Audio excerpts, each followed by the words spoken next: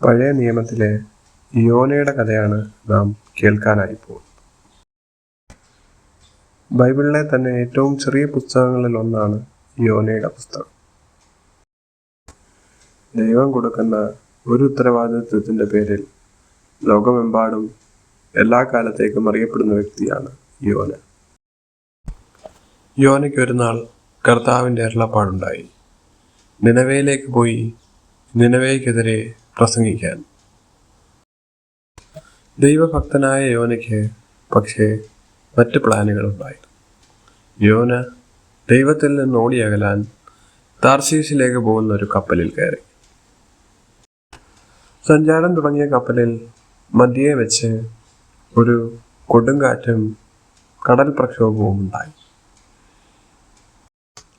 അതിലെ യാത്രക്കാരെല്ലാവരും പരിഭ്രാന്തരായി ദീപഭയം കൊണ്ട് ഓരോന്ന് ചെയ്യാൻ തുടങ്ങി. അവരുടെ കയ്യിലുണ്ടായിരുന്ന സാമഗ്രികളെല്ലാം കടലിലേക്ക് വലിച്ചെറിയാൻ തുടങ്ങി. അപ്പോൾ ഒരുവൻ യോനയെ ഉറങ്ങുന്നതായി കണ്ടു. അപ്പോൾ അവൻ യോനയെ വിളിച്ചു ചോദിച്ചു, നീ എന്താണ് ഈ ചെയ്യുന്നത്? ഇപ്പോഴെന്തിനാണ് നീ ഉറങ്ങുന്നത്? നിന്റെ ദൈവത്തെ വിളിച്ച് പ്രാർത്ഥിക്കൂ, ദൈവം നമ്മളെ രക്ഷിക്കുമെന്ന് അദ്ദേഹം പറഞ്ഞു.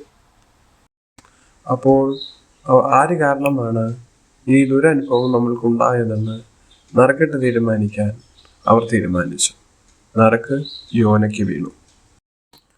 അപ്പോൾ അവർ യോനയോട് ചോദിച്ചു, പറയൂ, ആര് നിമിത്തമാണ് ഈ അനർത്ഥം നമ്മുടെ മേൽ വന്നത്?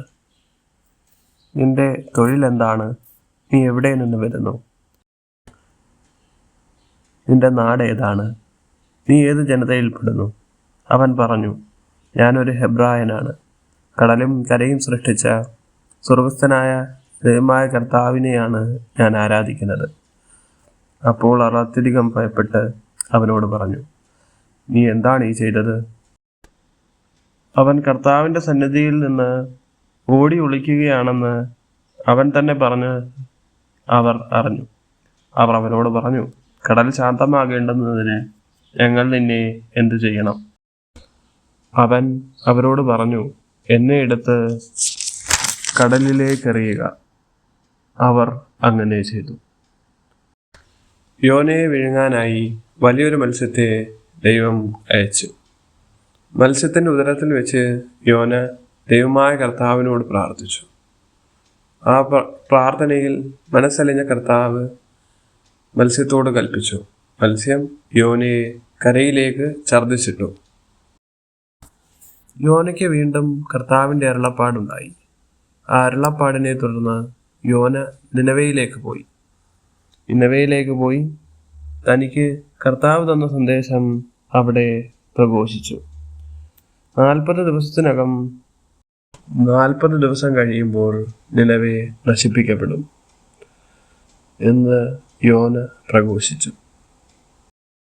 നിനവയിലുള്ള സകല മനുഷ്യരും പശ്ചാത്താപം കൊണ്ട് മൂടി.